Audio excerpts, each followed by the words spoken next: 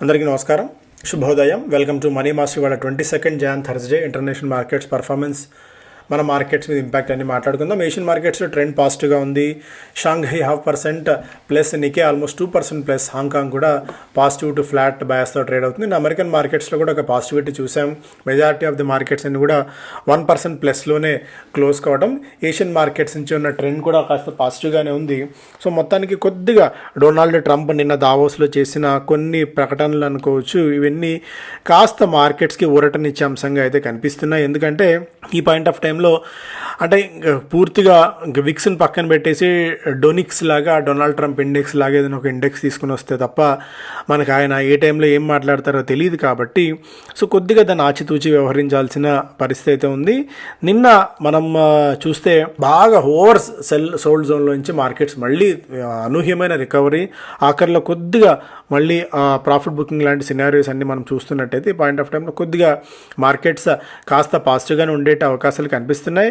As of no మనకి గత కొద్ది రోజుల్లోనే 14 లక్షల కోట్ల రూపాయల మేర ఇన్వెస్టర్స్ వెల్త్ ఆవిరైపోవడం చూస్తున్నాము. గత 3 సెషన్స్లోనే దాదాపు 1700 పాయింట్ల మేర మనకి సెన్సెక్స్లో పతనం, నిఫ్టీ కూడా 2% మేర పతనం అవ్వడం మనం క్లియర్ కట్గా అబ్జర్వ్ చేయవచ్చు. ఎందుకంటే ఒకటి ఎఫ్ఐఎస్ సెల్లింగ్ కొనసాగుతూనే ఉంది, ఫారిన్ పోర్ట్ఫోలియో ఇన్వెస్టర్ సెల్లింగ్ కొనసాగుతుంది. ఒకవైపు ఇంటర్నేషనల్గా జియో పొలిటికల్ టెన్షన్స్ పెరుగుతున్నాయి. యుఎస్ అండ్ యూరోప్ మధ్య అది వాతావరణం నానాటికి కాస్త ఇబ్బందికరంగా మారుతోంది. ఈ పాయింట్ ఆఫ్ టైంలో నిఫ్టీ ఇప్పుడు ఒక 200 పాయింట్స్ ప్లస్లో అయితే కనిపిస్తుంది. ఇది ఆల్మోస్ట్ 7:30 ఆ టైంలో ఉన్న డేటా ప్రకారం చూస్తే కొద్దిగా మన మార్కెట్స్ ఇవాళ గ్యాప్ అప్తో ఓపెన్ అయ్యే అవకాశాలు. అండ్ దీనికి డొనాల్డ్ ట్రంప్ నిన్న దావోస్లో చేసిన ప్రకటన, ఇండియా ఫ్రెండ్, తనకి పూర్తిగా రెస్పెక్ట్ అయితే ఉంది నరేంద్ర మోడీ గారి మీద. ఒక fantastic man and good friend, త్వరలో we are going to have a good trade deal అన్నట్టుగా ఆయన చేసిన ప్రకటన కూడా మేబీ మార్కెట్స్ ఈరోజు కొద్దిగా పాజిటివ్గా తీసుకునే అవకాశం అయితే కనిపిస్తుంది. ఒక ఓవర్ సోల్డ్ జోన్లో నుంచి, ఒక ఓవర్ సోల్డ్ టెరిటరీలో నుంచి మార్కెట్స్ వాళ్ళు కొద్దిగా బయటపడే ఛాన్సెస్ ఉన్నాయి. గోల్డ్ మాత్రం తన పట్టును కొనసాగిస్తూనే ఉంది. $4,800 దగ్గర గోల్డ్ లెవెల్ని టచ్ చేసి వెనక్కి రావటం. సిల్వర్ $92 దగ్గర అయితే ఉంది. క్రిప్టో కరెన్సీస్ $90,000 దగ్గర ఉంది. జపాన్ డిసెంబర్ ఎక్స్పోర్ట్స్ గ్రోత్ 5.1% మాత్రం పరిమితమైంది. ఎక్స్పెక్టేషన్స్ అనుకున్న స్థాయిలో లేవు. యూఎస్కి వెళ్ళాల్సిన షిప్మెంట్స్ కూడా వెనక్కి రావటం. South Korea's Kospi hits record as Asia stocks rebound after Trump walks back and Europe tariff threats. Europe మీద తారిఫ్ థ్రెట్స్ ఒకటి వెనక్కి తగ్గడం, గ్రీన్లాండ్ని బలవంతంగా సెక్యూరిటీని ఉపయోగించి తీసుకుంటామన్న గతంలో ఆయన చేసిన వ్యాఖ్యల్ని కొద్దిగా వెనక్కి తగ్గడం కూడా మేబీ ఆయన ప్రస్తుతానికా ఇది శాశ్వతమా తాత్కాలికమా, దావోస్లో చేసిన ప్రకటన మళ్ళీ యూఎస్కి వెళ్ళిన తర్వాత మారుతుందా, ఇవన్నీ ప్రస్తుతానికి చెప్పలేం. కానీ బట్ యాజ్ ఆఫ్ నో అయితే ట్రెండ్ ఇది. అండ్ ఇవాళ మనకి IndiGo, Adani Green, Adani Total Gas, DLF, Bandhan, Zee Entertainment లాంటి కంపెనీస్లో రిజల్ట్స్ అనౌన్స్మెంట్ ఉంది. కొద్దిగా యాక్టివిటీ ఉండొచ్చు. జొమాటోలో అనూహ్యమైన నిన్న ప్రకటన, దీపేందర్ గోయల్ గారు కంపెనీని సక్సెస్ఫుల్గా రన్ చేసిన ఎండి, సిఇఓ, ఫౌండర్, ఆయన సడన్ ఎగ్జిట్ అనేది ఈ స్టాక్ ఇవాళ కొద్దిగా ఇంపాక్ట్ చూపించే అవకాశం అయితే ఉంది. బ్లింకిట్ చీఫ్ ప్రస్తుతాన్ని ఈ ఆపరేషన్స్ చేయబోతున్నారు. రిస్కియర్ రిస్కియర్ ఆస్పెక్ట్స్ని చేపట్టాలి తన ఆలోచన. పబ్లిక్ లిస్టెడ్ కంపెనీలు ఉన్నప్పుడు అది సాధ్యపడదు. అందువల్ల తను బయటకు వచ్చేసి ఆ రిస్కియర్ ప్రపోర్షన్స్ని చూస్తానని చెప్పి దీపేందర్ గోయల్ గారు ప్రకటన చేశారు. బట్ ఆయన ఆయన ఆపరేషన్స్, ఆయన కనసన్నల్లోనే ఇది ఉంటుంది. కాబట్టి ఏదైనా సరే ఈ దీపేందర్ గోయల్ గారి ప్రకటన ఇప్పుడున్న మార్కెట్ కండిషన్స్కి కొద్దిగా నెగిటివ్ అయ్యే ఛాన్సెస్ కూడా అయితే ఉన్నాయి. But doctor Reddy's point of వ్యూలో 14% మేర ఇయర్ మనకి ప్రాఫిట్స్లో క్షీణత నమోదైంది. రెవెన్యూ 4% మేర మాత్రం జంప్ అయితే చూస్తున్నాం. సెన్కో గోల్డ్ 68 కోట్ల రూపాయల మేర పెట్టుబడులు పెట్టబోతోంది. 68% మేర ఈక్విటీ స్టేక్ని ఆగస్ట్ జ్యువెలరీ అనే కంపెనీ వాళ్ళు కొనుగోలు చేస్తున్నారు. Vodafone Idea amid reports that other large telecom operators are seeking equitable treatment following the government decision అన్నొకటైతే ఉంది. Union minister Jyotiraditya Scindia clarified that the relief was granted strictly on basis of Supreme Court decision మాత్రమే ఉంది. So మిగిలిన players ఏదో Tata communique కానీ, Airtel కానీ ఇది వర్తించబోదు అన్నట్టుగా కూడా చాలా క్లియర్ కట్గా అయితే చెప్పడం. సో ఇది మిగిలిన కంపెనీస్కి నెగిటివ్, కొద్ది గొప్ప వోడాఫోన్ ఐడియాకి ఆ పాజిటివిటీ కొనసాగుతూనే ఉంది. Waaree energy said its execution on its track across adjacencies becoming a fully integrated energy transition ప్లేయర్గా మారబోయే క్రమంలో అన్ని ఆన్ ట్రాక్ ఉన్నాయన్నట్టుగా చెప్తోంది. రెవెన్యూ 119% మేర పెరిగి 7,565 కోట్ల రూపాయలుగా ఉంది. ఎబిటా 167% మేర పెరిగింది. హెచ్పిసిఎల్ తన లాభాల్లో 58% మేర వృద్ధి నమోదైంది. ఇక మిగిలిన స్టాక్స్లో కూడా ఏదైనా యాక్టివిటీస్ గమనిస్తే ఇండోకౌంట్ ఇండస్ట్రీస్ తన పిల్లోస్ కోసం ప్రొడక్షన్ ఫెసిలిటీని లాంచ్ చేశారు. Facility enhance US manufacturing foot ప్రింట్ని మరింతగా వెళ్ళి పెంచుకోవాలని చెప్పి చూస్తున్నారు.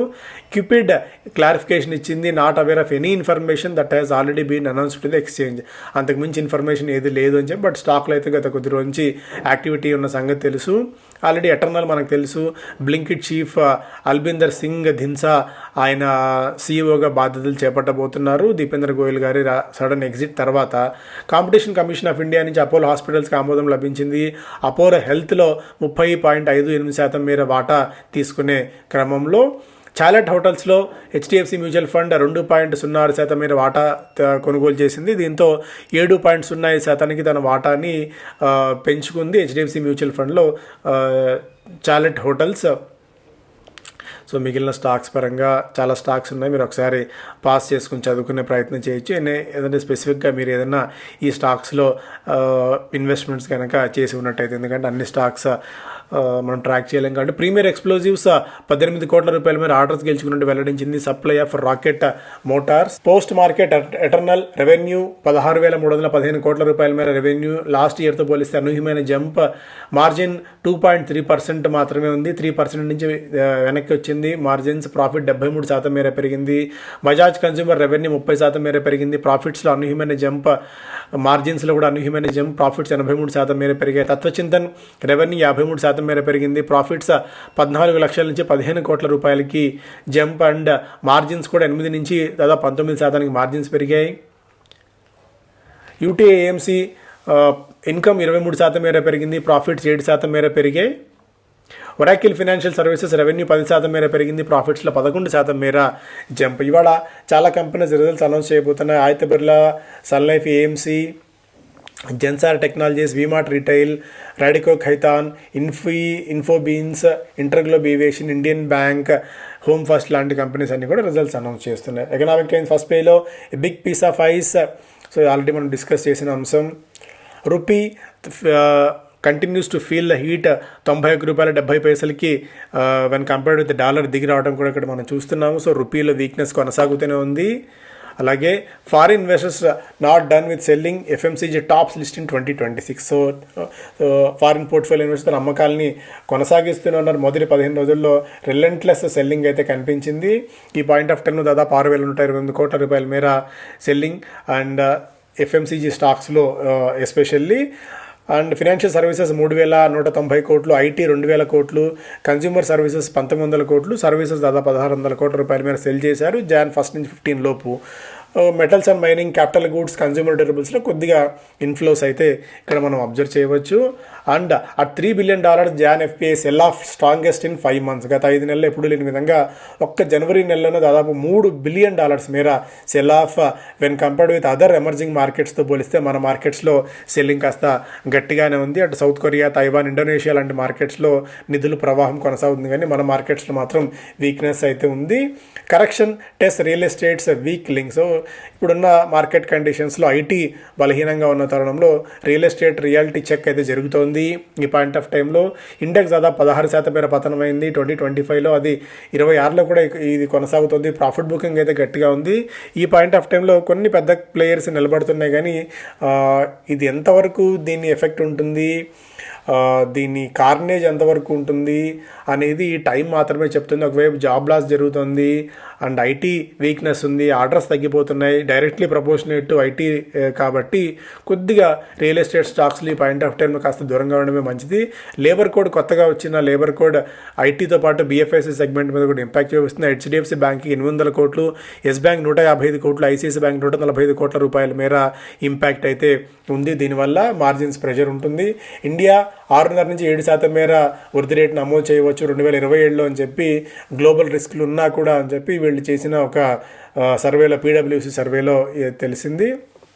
Amagi muted listing general Atlantic గతంలో కొనుగోలు చేసిన దాంతో పోలిస్తే కూడా దాదాపు 41% మేర ఇంపాక్ట్ అయితే ఉంది. వాళ్ళ ప్రైవేట్ మార్కెట్ వాల్యుయేషన్స్తో పోలిస్తే మ్యూటెడ్ లిస్టింగ్ అమాగిలో కనిపించింది. Earnings to pack cheer delivery soon. So FMCG companies FMCG స్టాక్స్కి ఊరటనిచ్చే అంశం ఏంటంటే రూరల్ మార్కెట్ నుంచి డిమాండ్ పెరుగుతోంది. ప్రీమైజేషన్ ఒకటి వాళ్ళకు అడిషనల్గా హెల్ప్ చేస్తుంది. Main commodity trends to enable margin expansions. Rural demand పెరగటం, కొద్దిగా మార్జిన్స్ ఎక్స్పాన్షన్ జరగడం అనేది ఈ FMCG కంపెనీస్కి కొద్దిగా గొప్ప ఊరటనిచ్చే అంశంగా ఈ పాయింట్ ఆఫ్ టైంలో చెప్పవచ్చు. కళ్యాణ్ జ్యువెలర్స్లో ఏదైనా ఒక మ్యూచువల్ ఫండ్ కంపెనీ వాటాలు విక్రయిస్తుందన్న ఒక వార్తలు అయితే గట్టి ఇంపాక్ట్ కనిపించింది. గత 3 సంవత్సరాల్లో ఎప్పుడు లేని విధంగా కళ్యాణ్ జ్యువెలర్స్లో ఈ ఫాల్ మనం చూస్తున్నాము. So Kalyan shares fall the most in 3 years and May fall more. మరింతగా పతనం కూడా కొనసాగవచ్చు. ఈ నిన్నే దాదాపు 12% మేర గత 3 ఏళ్లలో ఎప్పుడు లేని విధంగా ఇంపాక్ట్ అయితే కనిపించింది. Has now dropped 24% across 9 sessions. గత 9 సెషన్స్లో 24% మేర క్షీణత. డియాజో కొద్ది గొప్ప ఇండియాలో రికవరీ వస్తుంది, డిమాండ్ రికవరీ ఉంది అని చెప్పి ఒక గుడ్ న్యూస్ చెప్పింది లిక్కర్ రిలేటెడ్ స్టాక్స్కి. ఎస్పెషల్లీ మహారాష్ట్ర అండ్ తెలంగాణ ఈ రెండు స్టేట్సే గ్రీన్ షూట్స్ కనిపిస్తున్నాయని చెప్పి. బిజినెస్ అండ్ ఫస్ట్ పేలో Sensex EPS growth at its lowest in nearly 5 years. గత 5 ఏళ్లలో ఎప్పుడు లేని విధంగా సెన్సెక్స్ EPS గ్రోత్ 5 సంవత్సరాల కనిష్ట స్థాయికి పడిపోవడం కూడా. సో ఇప్పుడున్న దానికి గూనికి తోడు ఏదో వాయువు అని ఒక సామెత ఉంది. అంటే ఆల్రెడీ ముక్కుతూ మూలుగుతున్న దానికి FII సెల్లింగ్ ఒకటి, దానికి తోడు EPS గ్రోత్ కూడా ఆశించిన స్థాయిలో లేదు అంటే మరింత యాడింగ్ ఫ్యూయల్ టు ఫైర్గా దీన్ని చెప్పుకోవచ్చు. చూద్దాం ఎలాంటి ఉంటుందో అని చెప్పి. Zerodha's Kamath flags risk amid soaring MTF. ఇది మెయిన్ చాలామంది డిస్కస్ చేయని పాయింట్ ఏంటంటే MTF అనేది ఈ మార్జిన్ ట్రేడింగ్ ఫెసిలిటీలో విపరీతంగా లోన్ బుక్ పెరుగుతోంది. ఇది 1,00,000 కోట్ల రూపాయలు గతంలో కూడా క్రాస్ చేయడం చూస్తున్నాం. సెప్టెంబర్లోనే అప్పులు తీసుకొని లోన్స్ తీసుకొని ట్రేడ్ చేసే పరిస్థితి ప్రస్తుతం మనకు కనిపిస్తోంది ట్రేడింగ్ దీనిలో. ఏదైనా రిలెంట్లెస్ సెల్లింగ్ వస్తే ఇది మనం తట్టుకోలేం. మార్కెట్స్లో ఫోర్స్డ్ సెల్లింగ్ కూడా జరుగుతుంది. కొద్దిగా ఇది మార్కెట్స్కి అన్నిటికంటే ఒక మేజర్ రిస్క్గా ఉంది MTF బుక్ సోరింగ్ అవ్వటం అనేది కూడా. న్యూ నేషనల్ పాలసీ 200 లక్షల కోట్లు మనకి ఇన్వెస్ట్మెంట్స్ పవర్ సెక్టార్లో 2047 నాటికి రావచ్చు. సో అందువల్ల పవర్ సెక్టార్ని కూడా కొద్దిగా రాడార్లో పెట్టుకోండి. గతంలో గడిచిపోయిన పరిస్థితి 20-30 ఏళ్ల పరిస్థితి వేరు. పవర్కి డిస్కమ్స్ జెన్కోస్లో ఆశించిన స్థాయిలో ఈ ట్రాన్స్మిషన్ డిస్ట్రిబ్యూషన్ లాసెస్ ఒకటి, పెద్దగా కెపాసిటీ ఎక్స్పాన్షన్ లేకపోవడము, సప్లైస్ లేకపోవడం, ఇవన్నీ ఇష్యూస్. బట్ పవర్ అనేది రాబోయే రోజుల్లో మరింత ఒక లైమ్ లైట్, మరింత కీ రోల్ ప్లే చేసే అవకాశం ఉంది. ఈ పవర్ సెక్టార్ని కొద్దిగా లైమ్ లైట్లో పెట్టుకుందాం. ఇవి ప్రధానమైన వార్తలు. Thank you so much.